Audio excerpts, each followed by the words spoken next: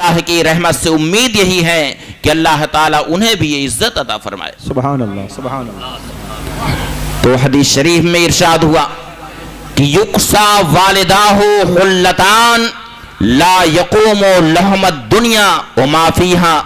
حافظ قرآن کے والدین کو اللہ تعالیٰ ایسے جوڑے عطا فرمائے گا کہ دنیا و ما فیہا ان جوڑوں کے آگے کوئی وقعت نہیں رکھتے, کوئی حیثیت نہیں ہے.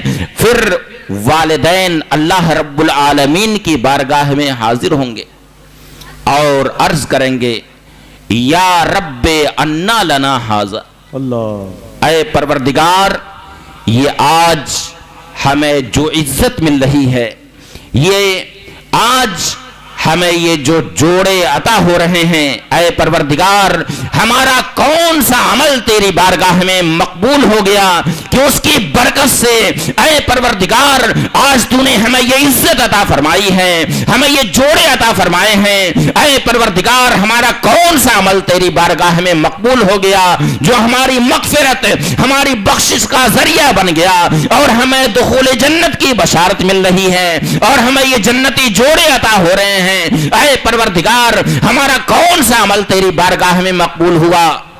اللہ تعالی ارشاد فرمائے گا بتعلیم ولدکم القرآن, یہ جو تمہیں عزت مل رہی ہے, تمہاری اولاد نے قرآن کریم پڑھنا سیکھا, قرآن پاک کا علم حاصل کیا اور ساتھ ہی ساتھ خود قرآن پاک کی تعلیم بھی دی, یعنی اسے سیکھا بھی اور لوگوں کو سکھایا بھی. آج یہی عمل میری بارگاہ میں مقبول ہو گیا جس کی وجہ سے, جس کی برکت سے تمہیں یہ عزت مل رہی ہے. پھر اس کے بعد حافظ قرآن سے اللہ تعالی ارشاد فرمائے گا ثم یقال لصاحب القرآن اقرا ورتق ورتل القرآن کما کنتا ترتل فی الدنیا فإن منزلک عند آخر آیت تقرؤها. اے حافظ قرآن, تو قرآن کریم جیسے دنیا میں پڑھا کرتا تھا, یہاں بھی تو قرآن کریم پڑھ. سبحان اللہ سبحان اللہ. اور قرآن کریم پڑھتے پڑھتے تو جنت کی منزلوں کو طے کرتا جا, جنت کی سیڑھیوں پر تو چڑھتا چلا جا, قرآن پاک کی تلاوت کرتا جا.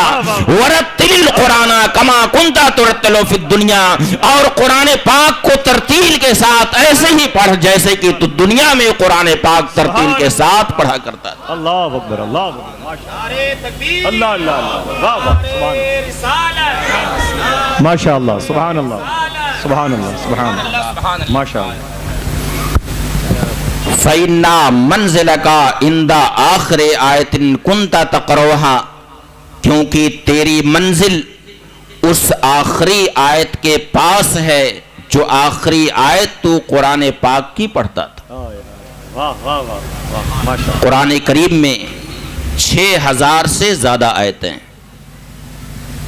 6000 سے زیادہ آیتیں. اس حدیث شریف کی تشریح میں علماء فرماتے ہیں کہ حدیث شریف میں جب یہ الفاظ آئے کہ فَإِنَّ مَنْزِلَكَ عِنْدَ آخِرِ آیَةٍ كُنْتَ تَقْرَؤُهَا, اے حافظ قرآن تیری منزل, تیرا ٹھکانہ اس آخری آیت کے پاس ہے جو آخری آیت تو پڑھا کرتا تھا. اس کا مطلب یہ ہوا کہ حافظ قرآن جس نے قرآن پاک کو اپنے سینے میں محفوظ کیا اور اس کی ساری آیتوں کی تلاوت کر لی, اس کا مطلب یہ ہوا کہ وہ جنت کے سارے درجات کو طے کرتا ہوا آگے بڑھ جائے گا. سبحان اللہ. یہ عزت اسے کیوں مل رہی ہے؟ اس لیے مل رہی ہے کہ اس نے اپنے سینے میں اللہ کا کلام محفوظ کیا.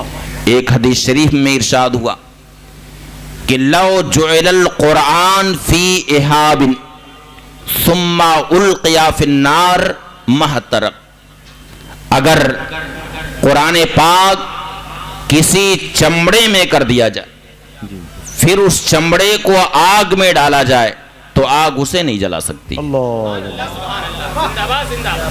قرآن پاک اگر چمڑے میں کر دیا جائے الفاظی لو جعل القرآن فی احاب ثم القی فی النار ما احترق، اگر قرآن کریم چمڑے میں کر دیا جائے پھر وہ چمڑا آگ میں ڈالا جائے تو آگ اس چمڑے کو نہیں جلا سکتی۔ اس حدیث کے تحت مشہور محدث حضرت ملا علی قاری رحمت اللہ تعالی علیہ، جو محدث مکی، جو اپنی